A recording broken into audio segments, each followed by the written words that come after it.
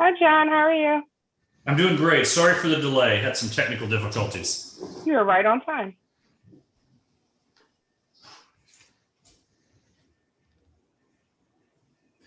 Say, Eric, real quick before we get started, I actually didn't get the two slides you were mentioning. Do you want me to just turn it over to you when we get to that point? I can send them real. Perfect. Yep. I'll send them real quick. Thanks.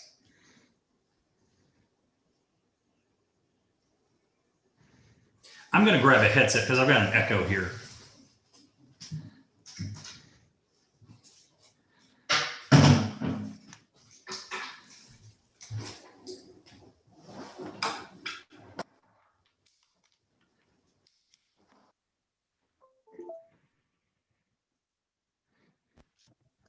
They are on the way through cyberspace to you, John.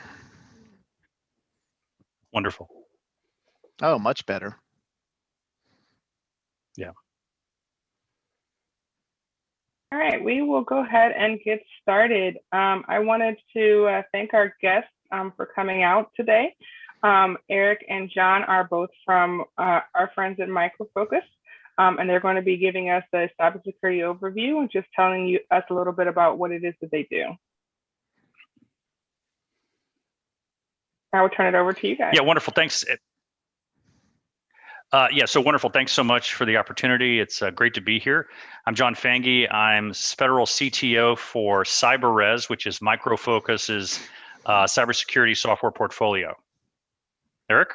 Yep. So yeah, my name's Eric Popeil. I've been with MicroFocus about 15 years now. Prior to that, I spent a lot of time in the enterprise software space, primarily like in the ERP market. Prior to that, the tools, and I even go back to the COBOL days, unfortunately.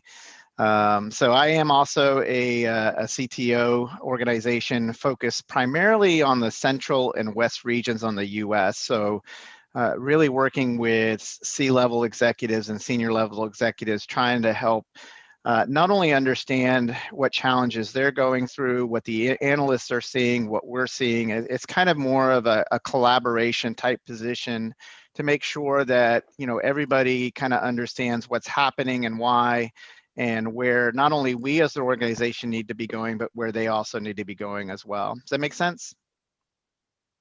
It does. So before we get started with the actual presentation, how many folks on the call today are involved supporting federal agencies or state and local? Anyone? I am. My name is Geneva Blackwell. I'm in Virginia. So I am, yes. That's great. Okay, so we guessed right. We're going to cover commercial and federal and try to highlight the subtleties and differences. All right, so I'm going to go ahead and share. Golly, every time I use Zoom, there's some new control to deal with. Okay. Share screen. Okay, here we go.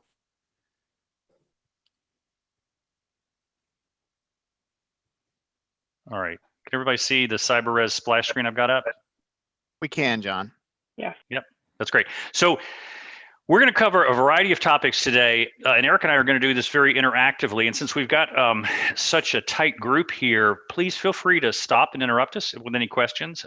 We'd love to make this more of a dialogue than a presentation, because certainly you all have some interesting experiences as well. We chose to kind of jump off on the presentation today on the ransomware topic, mainly because it's top of mind for most companies, big and small, but also increasingly federal agencies, even though the money ransom may not happen, the data exfiltration would. So ransomware, you all probably know, is a huge and growing problem. Some of the eye-popping stats for me are that once ransomware is deployed, according to IBM X-Force, they believe 70% of victims are actually paying ransoms. And that kind of explains why the ransomware industry is growing so rapidly. There's a number of really interesting cybersecurity ransomware events that happen on a monthly basis. I pulled out three because I found them to be very interesting. The Kia Motors hack was interesting to me because all of a sudden remote starting and heating of the cars from the iPhone app wasn't working. So it's a pretty poignant example of how Internet of Things problems, ransomware hacks extend way beyond water systems and gas pipelines. It's whether I can use my car. And additionally, at the bottom, there's a pretty curious one. Not surprisingly, country clubs don't have the most sophisticated IT organizations. And this one, Wentworth in the UK, apparently is very prominent. And there probably wasn't much money to be extorted. It was just, fun and games layups for the hackers. There's, as many of you know, MITRE has an amazing set of capabilities which effectively are available to everyone globally, and they've been adopted heavily by software companies as well as increasingly sophisticated organizations like federal agencies and Fortune 500 companies. And on this attack framework, which our Arcsight product integrates with very nicely, you can see the hundreds and hundreds of different ransomware components that are out there available. And it's truly frightening to see how broad, well-organized, and sophisticated a lot of these components are. Yeah, and I would hate to be the one to admit that I was hacked by Baby Shark. Well, in my research for this particular topic, what I discovered is that NetSpy actually created and put online a ransomware cookbook to explain, for the benefit of CISOs and CIOs, here's how they're doing it. But my gosh, if you took this cookbook with some knowledge of cybersecurity and that MITRE ATT&CK inventory of the components, you could actually very quickly create a ransomware capability. Recording in progress. Oops. So ransomware is a big problem. What do the industry analysts say? Sorry for the dog barking. It's the mailman, I guess. The big players in our industry are Gartner and Forrester, but increasingly sophisticated software companies like ours have begun creating their own framework to explain a perspective, but also a way to attack the problems. So what does Gartner say? Gartner, which normally has a very sophisticated view of any realm of IT, actually has not yet created a broad perspective on ransomware and ransomware recovery as a segment. Oops. In fact, what they've focused on is effectively how do you recover?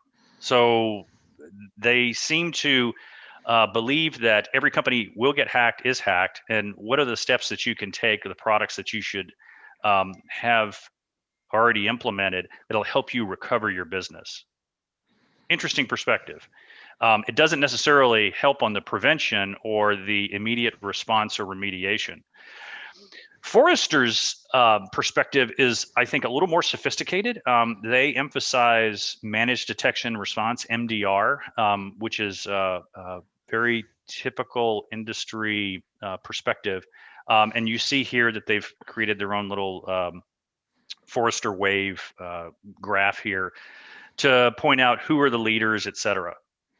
They also have a very impressive list of curated content from their website, from their analysts, which you see listed here.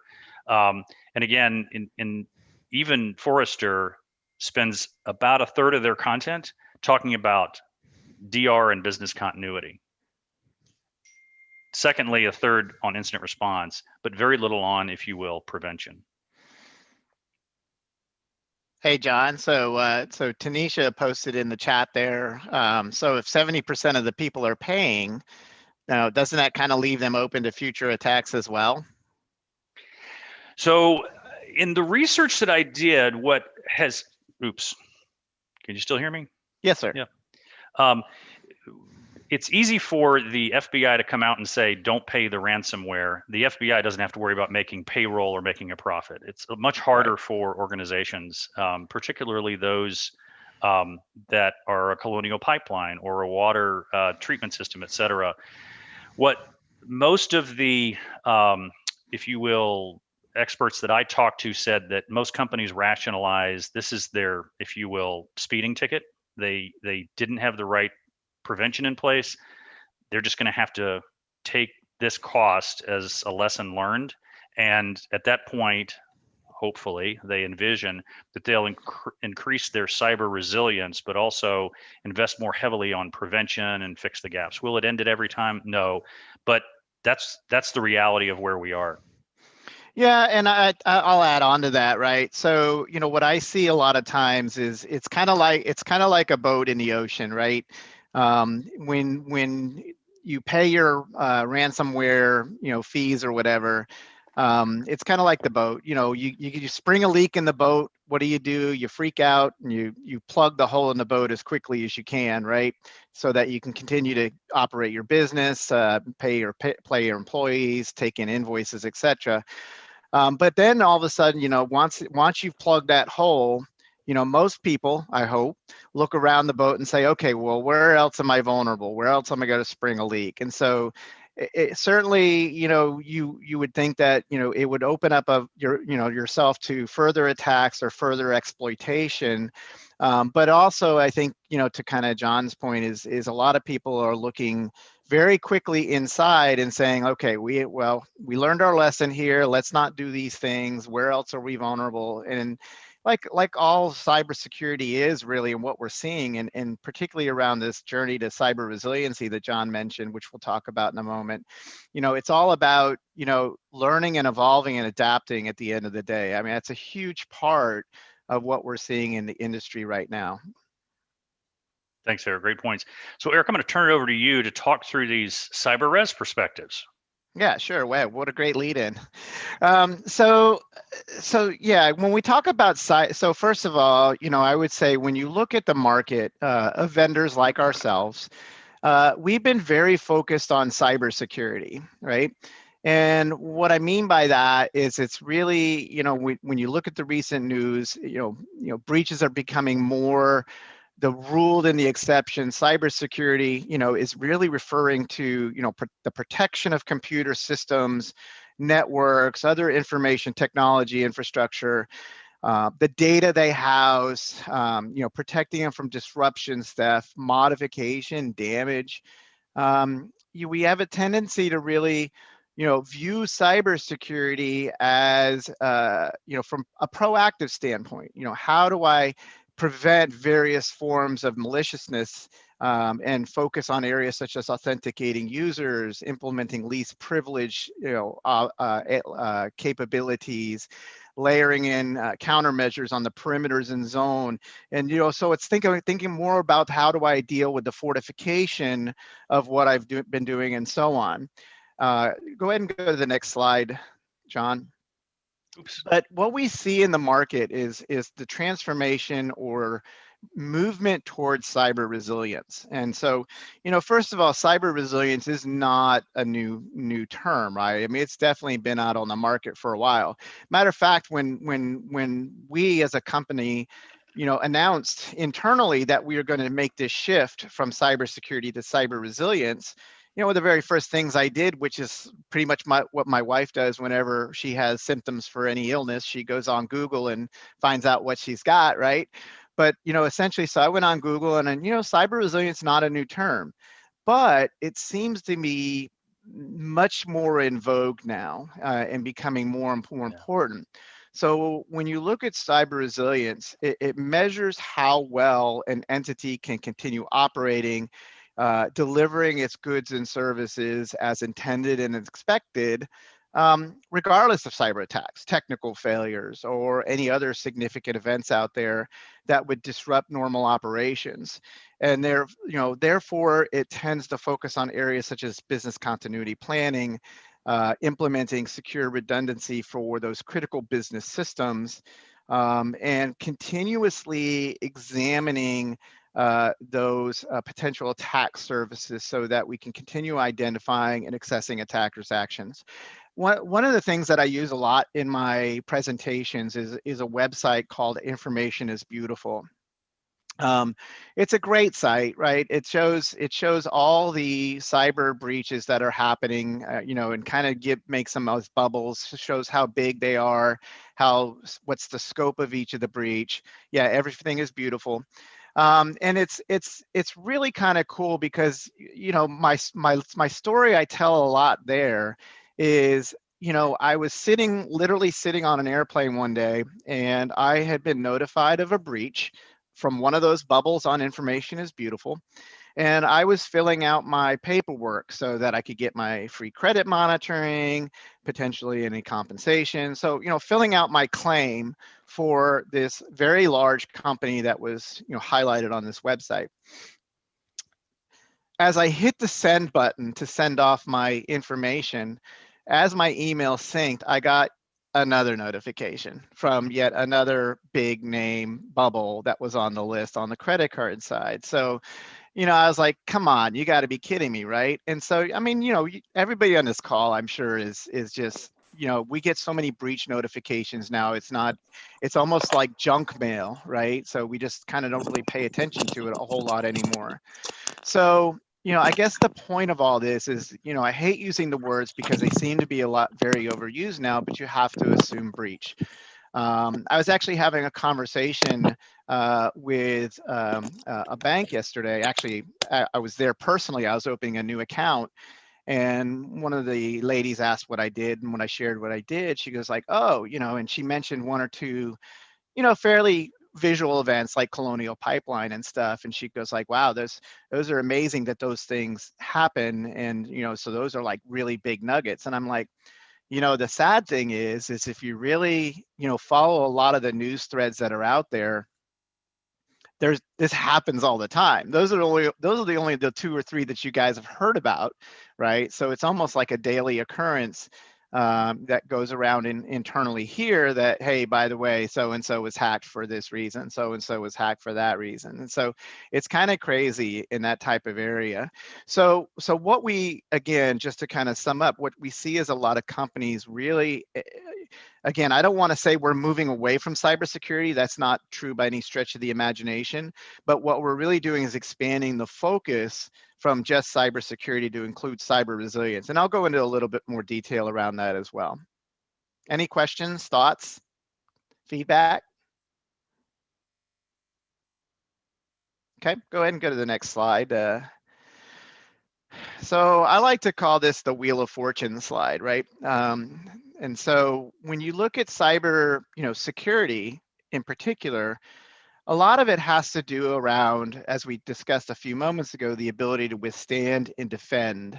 And so what cyber resilience really begins to layer on top of that is the ability to strategize ahead of time, to really incorporate into your protection processes, looking at the detect side with inspect and observation, and then really, focusing on, again, assuming that we're going to be breached, how do we recover and adapt going forward? And so how do you layer all these kind of capabilities into something makes sense, and then start, continually run through this process over and over again, because again, the market will continue to change, it will continue to evolve.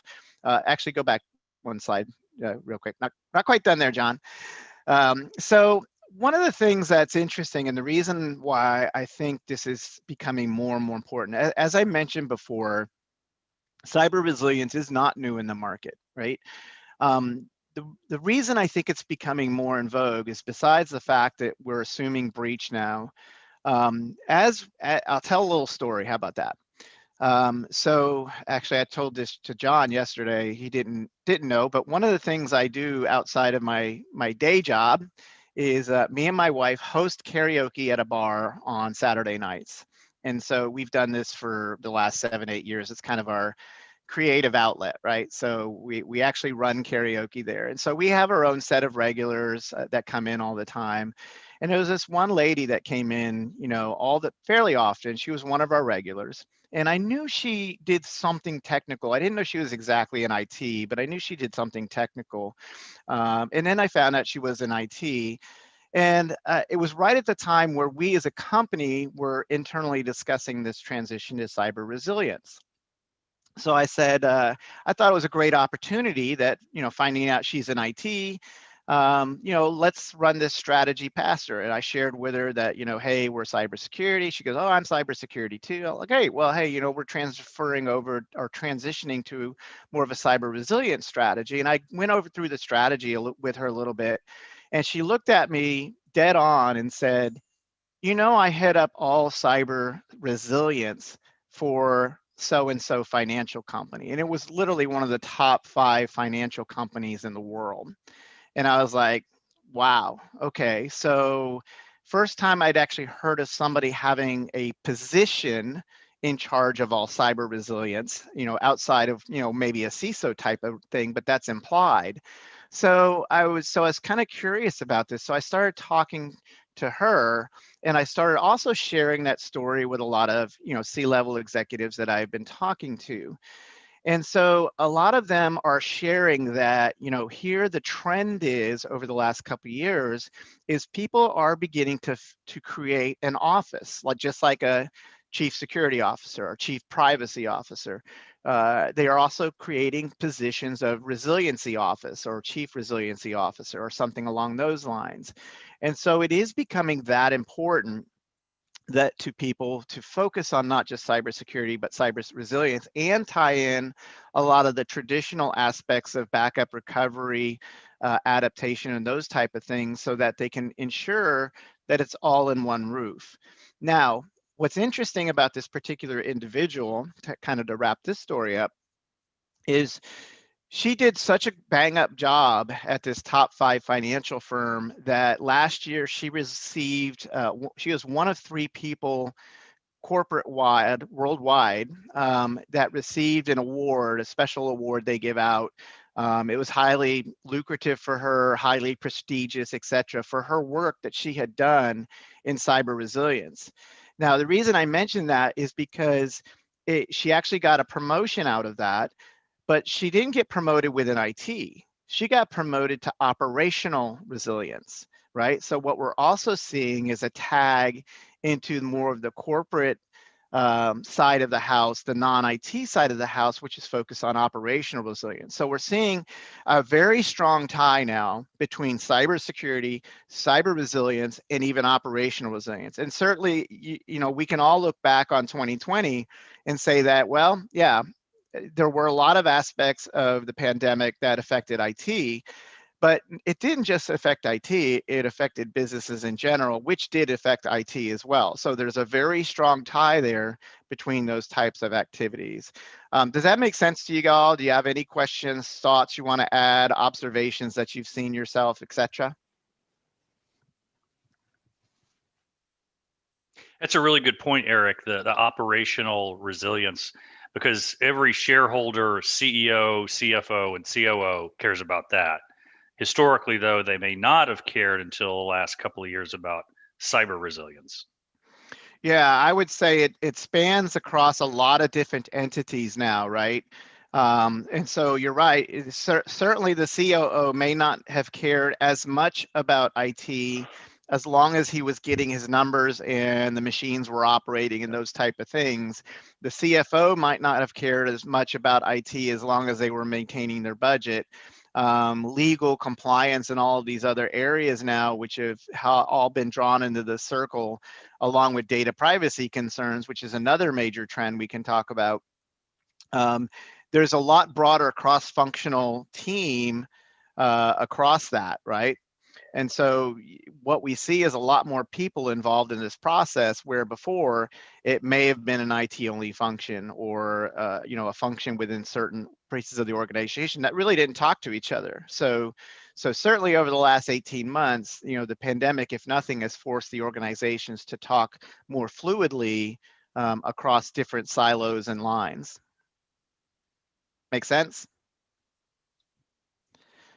All right, if there's no questions, we'll kind of go on this. So this is just an example, right? When we talk about capabilities, we see a lot of, let's call it 4 or 5 major pillars that people focus on, right? And so when you look at this particular slide, this is the MicroFocus portfolio, but rather than talk about what products we serve and have.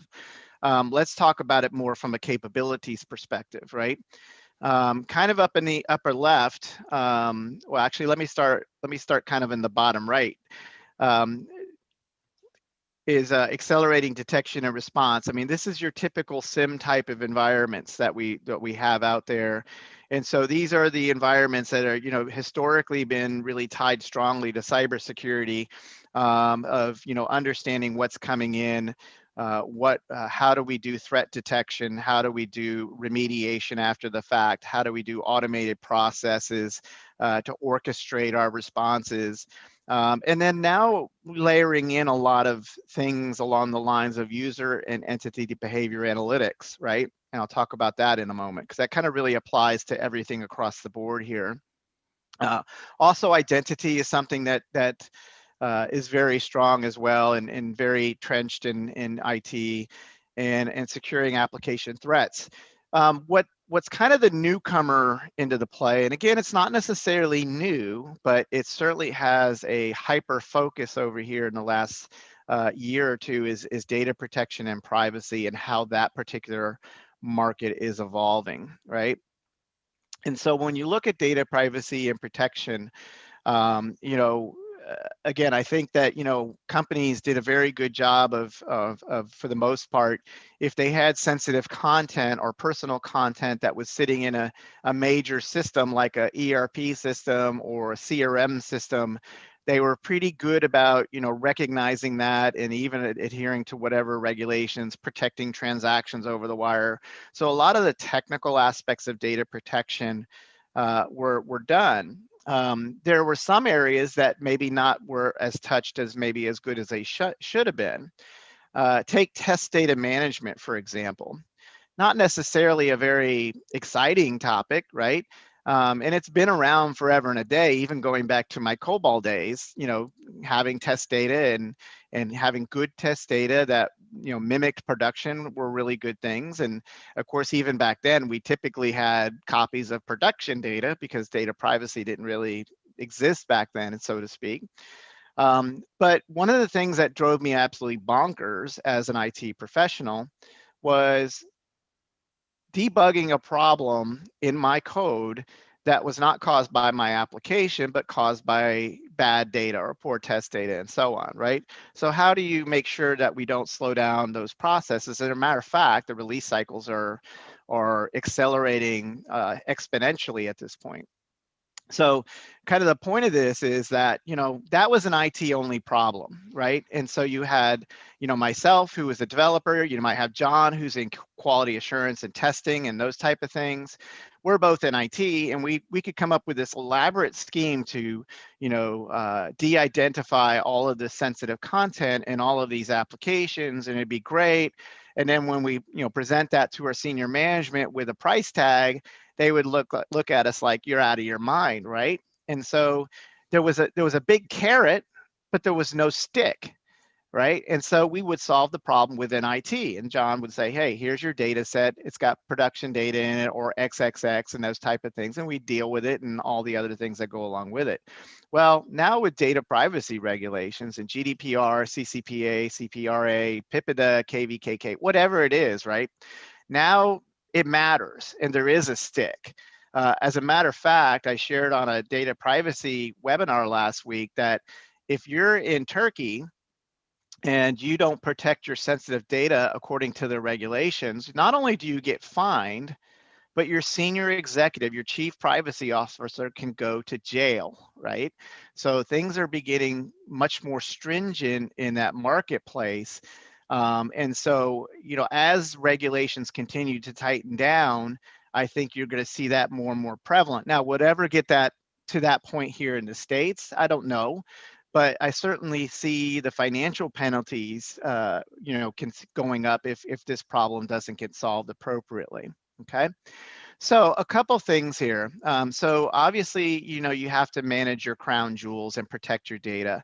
And again, I think everybody, and probably everybody on this call, when I talk to senior executives and I say, hey, where's your sensitive and personal content? Again, they say, well, it's in the customer system. Of course it is. It's in the billing system. It's in the citizen systems, whatever we have out there, right? Those are the obvious things.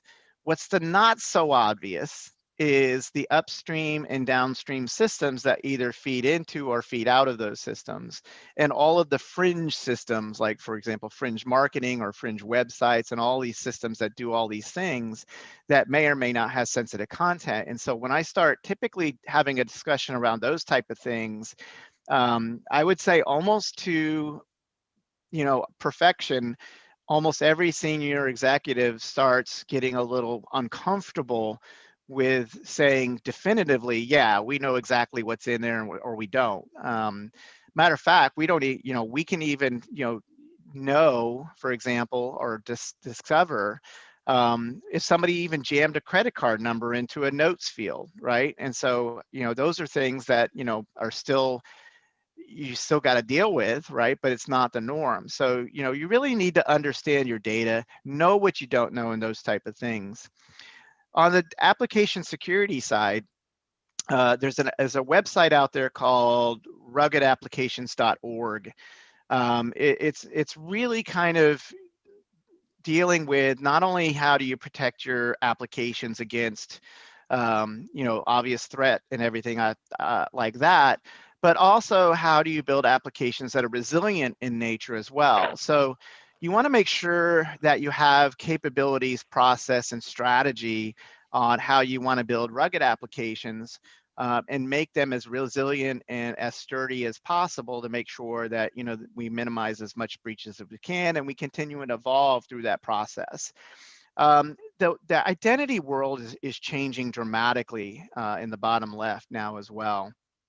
So when we talk about identity management, you look at the old world, right? The old world was, I would come into my office in the morning, I would sign on to my system, maybe it was a single sign-on, and that single sign-on would give me access to 4 or 5 applications, and then I could do whatever I wanted in those 4 or 5 applications as long as I had the permissions, right? It's basically say, Eric, you had the permissions to do X, Y, and Z, and so, that's it. Didn't matter about anything else in the world.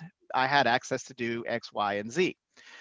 Now, when you look at how the world's evolving and how we begin layering things like user and entity behavior analytics, machine learning, artificial intelligence, and those things, now it becomes a much different process, right? And so you begin seeing what used to be these separate disciplines, if you will, coming together and being tied together. Let me step back for just a second. One of my observations that I've seen, and a lot of times I do share a slide, it's kind of like a subway map, right? If you think about a tube map in the UK or subway map in New York or any other major city, you look at the subway, there's lines of subways and there's stops along the way, right? And so when you look at kind of cybersecurity, there was a lot of projects which are effectively the stops. Some of them were kind of related to other ones, some of them were not, but they were very disjoint. What cyber resilience is really doing is bringing these things to a nexus and really starting to tie some of these things together. So let me give a concrete example. So again, if you go back to identity, I'm Eric, I sign on, I got access to my 3 systems, XYZ, and I could do whatever I have permissions for. The new reality is starting to really understand what's happening, what's the context, and what's the purpose, right? So not only am I Eric Popeil, but how do you begin using machine learning and artificial intelligence coming from the user and entity behavior analytics? How do I layer in that coming from events that are coming in from my SIM environment, and how do I bang those up against my data privacy world, right? So the first thing that we need to do is to say, Eric is, Eric's normal routine is I come in my office, I sit in a seat, I drink, 2 cups of coffee before 9 o'clock. I have my 3rd cup of coffee around 2, sometime during the day I'll eat lunch, right? But those are my normal behaviors, right? What might not be normal is Eric comes in the morning, drinks tea and wears a hat, right? And so those are things that aren't normal for Eric. And so how do we highlight those things? And also there's the context of where I'm coming from. Am I logging in off hours? I'm coming in from, you know, odd locations, off of odd lines or a different internet connection, etc. So how do I begin, you know, assessing my risk associated with my abnormal behavior? The final key to this is, what's the purpose that I'm asking for this piece of data, right? Because one of the things that data protection and privacy is evolving strongly around now is, what is that purpose that you're keeping the data, right? And so not only is what the purpose of why you're keeping the data, but what's the purpose of your request for that piece of data. So in other words, the new world of identity and where things are going here is all about context and purpose. So, you know, I, Eric Popeil, log into my system. I need a social security number. Well, okay, well, why do you need that number, Eric? Well, my purpose is this, right? In one instance, it might be purpose A, in the other instance, it might be purpose B. When you look at all of those factors of what my purpose is, what the context is, what my behavior is, what my risk level is, a decision could be made on the fly to say, you know what, Eric, you don't need the full social security number for that particular action. So I'm going to give you only the last four, because based on your purpose, context, and behavior and risk, that's all we believe you need. And so that begins making decisions about going forward about how we respond to things and how these other areas and disciplines start coming into action. Does that make sense to everybody? Any questions, thoughts?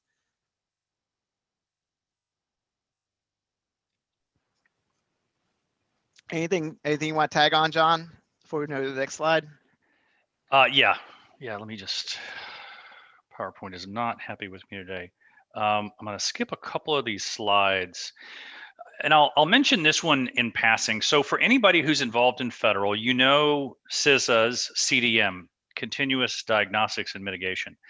Our four major software products, NetIQ, Voltage, Fortify, and Arcsight, actually cover all of those CDM requirements, and also align perfectly with TIC 3.0 and cover all 7 aspects of the recent cybersecurity executive order. So just a little commercial break. Oftentimes we don't do the flashiest ads and marketing, but our products are some of the most trusted and tested and implemented at scale globally. Actually, let me make one additional comment here. So many of you, if you've been involved in the SIEM market, definitely recognize Arcsight, the brand. Over the last, I don't know, number of years, 2-ish years, we've purchased and integrated 2 very impressive industry-leading companies to add to Arcsight.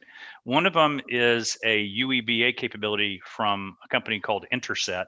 And Interset was created by the intel agencies with In-Q-Tel funding, and is, well, definitely was, as a standalone company, the industry leader in that space. Additionally, about 18 months ago, we purchased a company called Attar Labs for a SOAR capability, and that's fully integrated. But we also have completely rewritten the user interface for Arcsight so that it's very modern, sleek, and even more beautiful than Splunk's interface.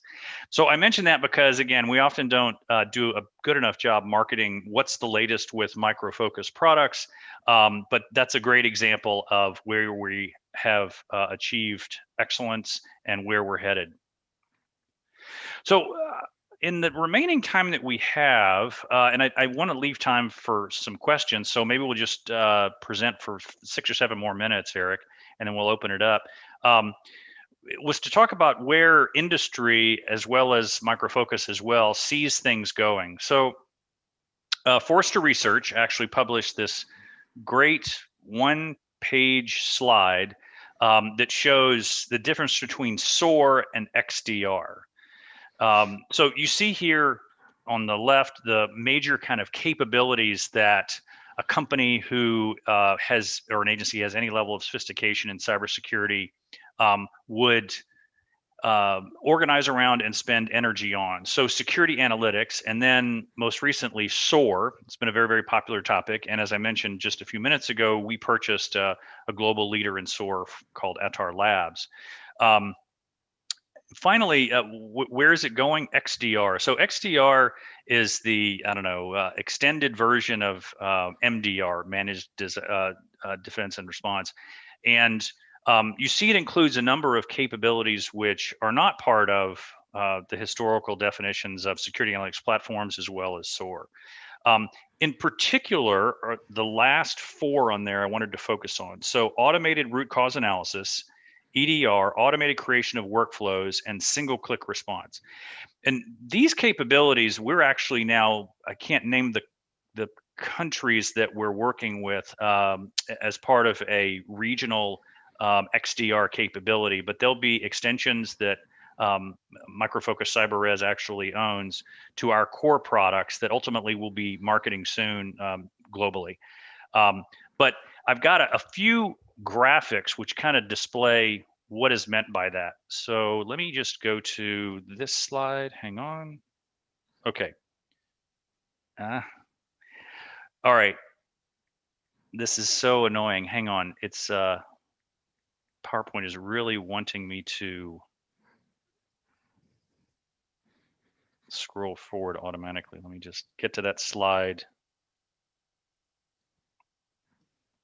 Awesome. All right. So XDR basically is SOAR plus those additional 4 capabilities I mentioned. The next extension of that is industry-specific defense, which effectively would be custom workflows as well as responses.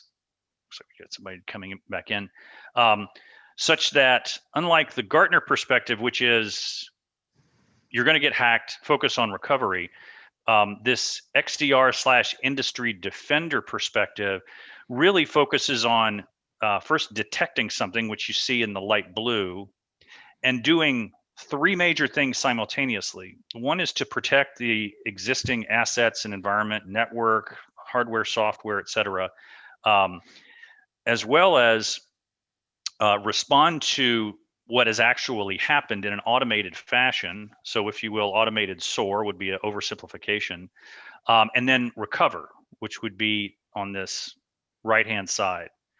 So this does seem like a very grand amount of automation, but it's what organizations, global organizations, are demanding of us and other leading vendors for a variety of reasons. One is folks like you need more sophisticated tools that automate more, if you will, standard tasks that are known or have been seen in the environment and perhaps your industry or with your types of software and infrastructure previously.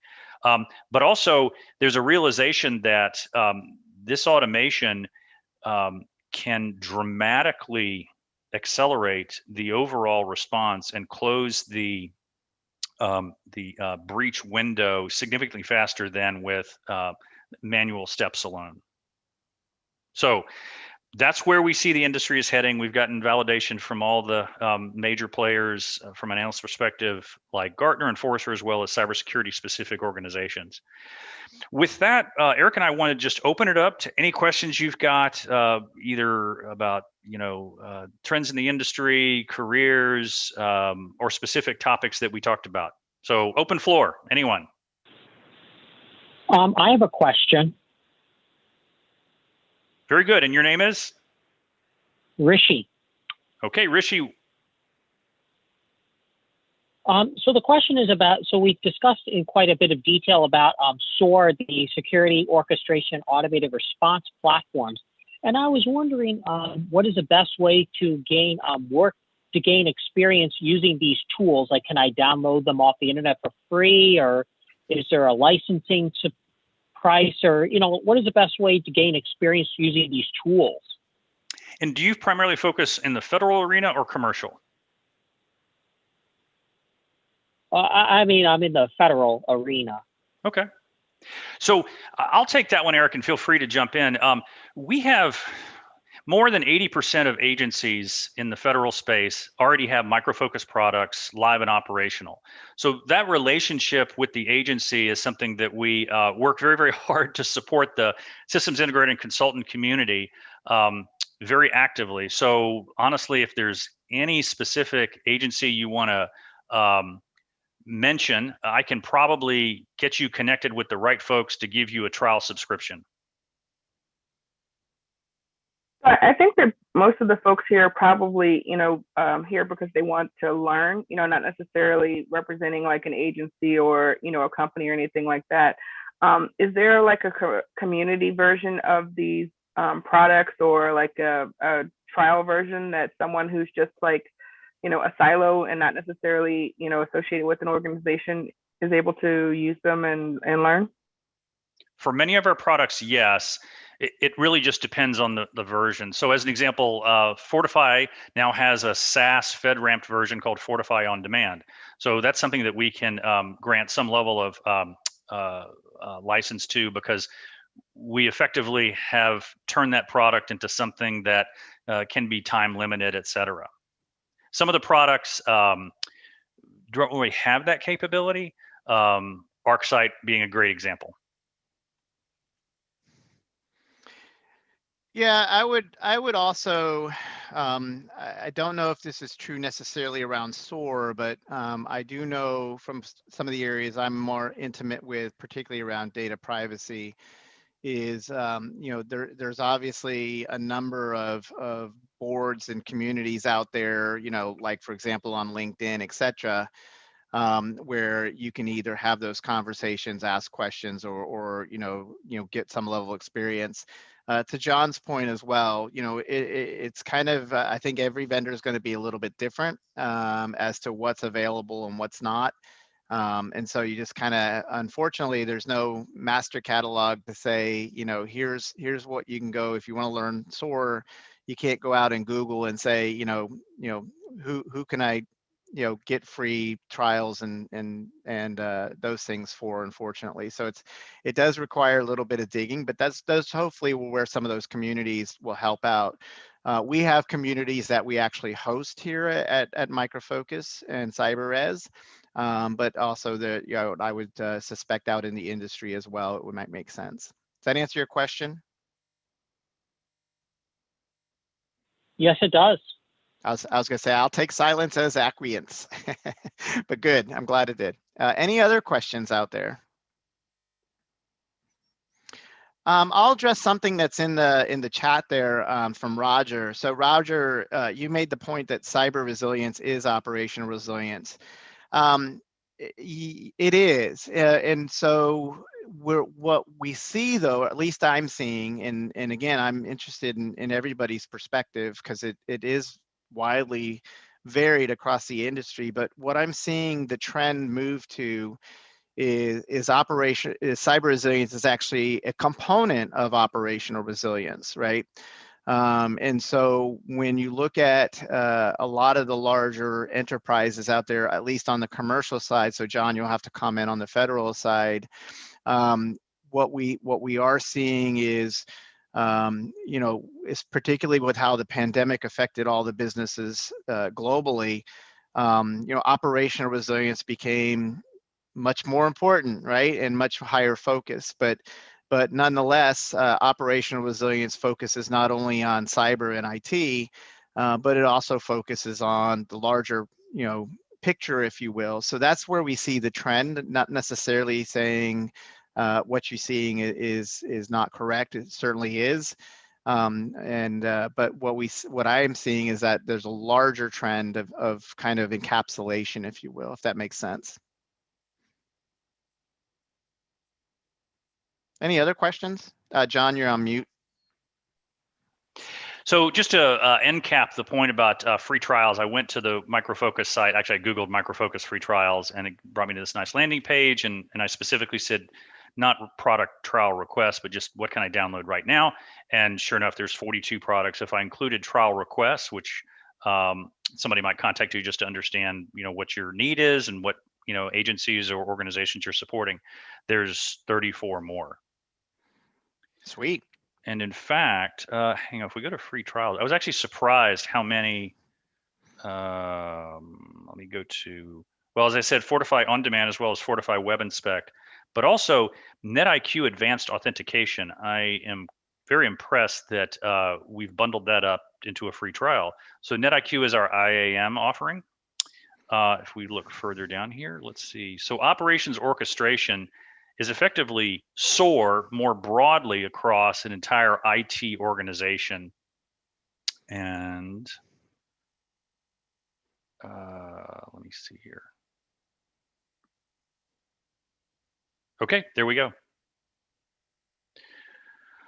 Any other questions?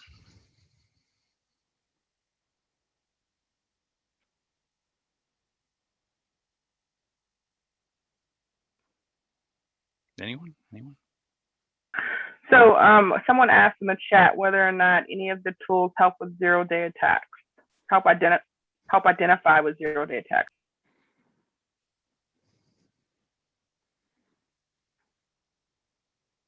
John, you want to take that, or you want me to take that? I'd love for you to take that one, Eric. Of course you would. Yeah, so that's I can't say with like 1,000% certainty, but I have a high degree of certainty that within our Arcsight SIM environment and its correlation engine will give that intelligent visibility into how we speed up and react to and improve our zero-day threat detection. So, between that and the workflow and the correlation engine and so on, there should be some level of protection and capabilities that we have that, particularly within Arcsight. So, if there's a question around that, we can certainly follow up. If you want to look yourself, I would suggest doing like a MicroFocus zero-day attack capability, and I imagine it'll take you to the appropriate materials that we have. And apologize, me and John will apologize. Unfortunately, at MicroFocus, we have an extremely wide portfolio of products. So knowing exactly what each one does and doesn't do is not necessarily always the norm, if you will. But I'm pretty confident that our Arcsight environment does help with zero-day attacks specifically.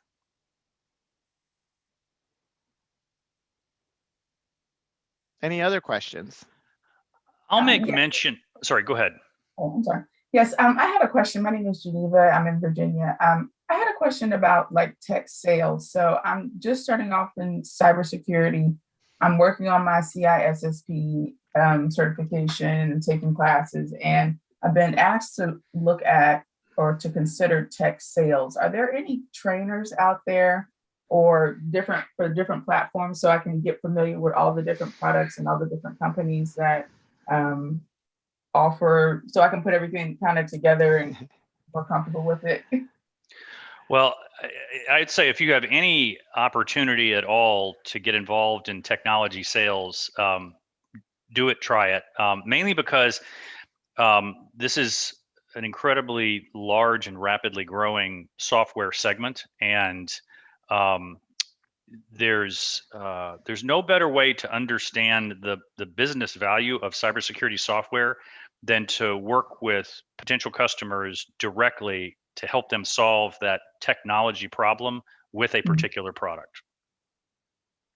Right. Okay. Let me tag on that. Just give me 2 seconds here. So yeah, I agree with John. So, first of all, this is an industry that is, expanding, not contracting. There's that. So whether you're on the sales side or the non-sales side, you're in a great place to be. With the executive orders that are all coming down, well, actually, let's use MicroFocus as a specific example. And when the pandemic hit, when you look across pretty much all the industries out there, I mean, certainly there were a few that benefited greatly from the pandemic, like Amazon, like Kimberly-Clark that makes toilet paper, right? So, there was a number of industries that did really, really well. there's a number of industries that did not do so well, right? And so particularly on the commercial side, there was probably about a 6-month period there where we would have phone calls with senior executives, and we'd get on the call, and I literally can count the times, well, I can't count the times, I should say, where we got on the phone, the senior executive says, sorry, we just shuttered our IT department, and we've got 3 people out of the thousands inside. So we're not going to do anything right now, right? Having said that, MicroFocus did a really, really good job of keeping everybody employed, keeping everybody working, and actually hitting our revenue targets. So cybersecurity was so important that in the grand scheme of the world and all the other problems going on, we still maintained our revenue path and was able to, thrive during this really traumatic event.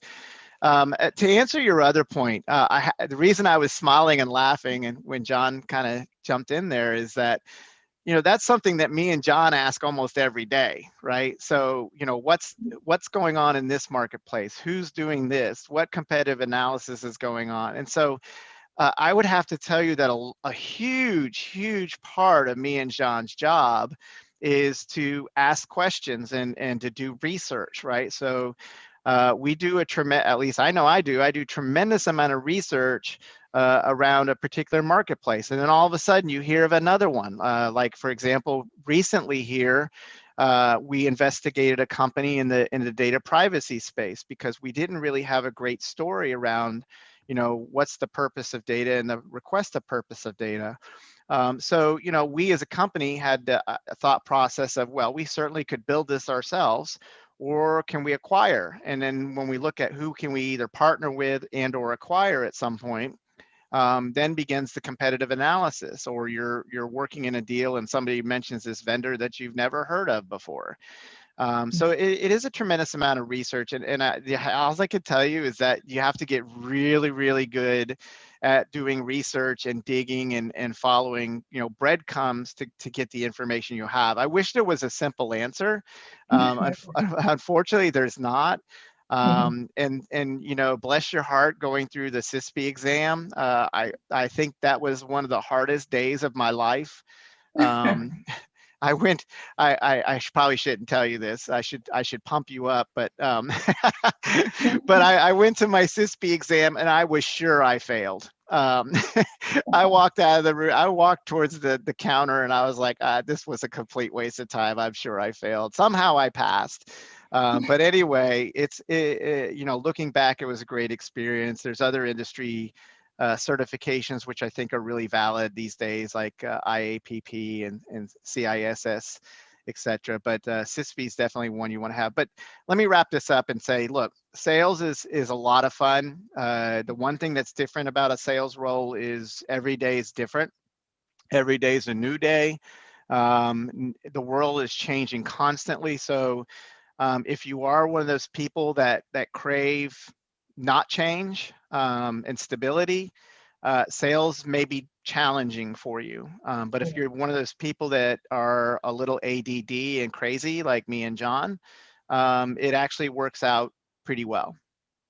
Gotcha. Well, thank you. Appreciate that. Absolutely. Well, we're at the end of our hour. Thank you all so much. It was wonderful to present to you. We look forward to doing something similar if it makes sense in the future. Absolutely. Have a great weekend. Thank you. Bye-bye. Thank you. You guys have a good evening. Thank you. You too. Thank you.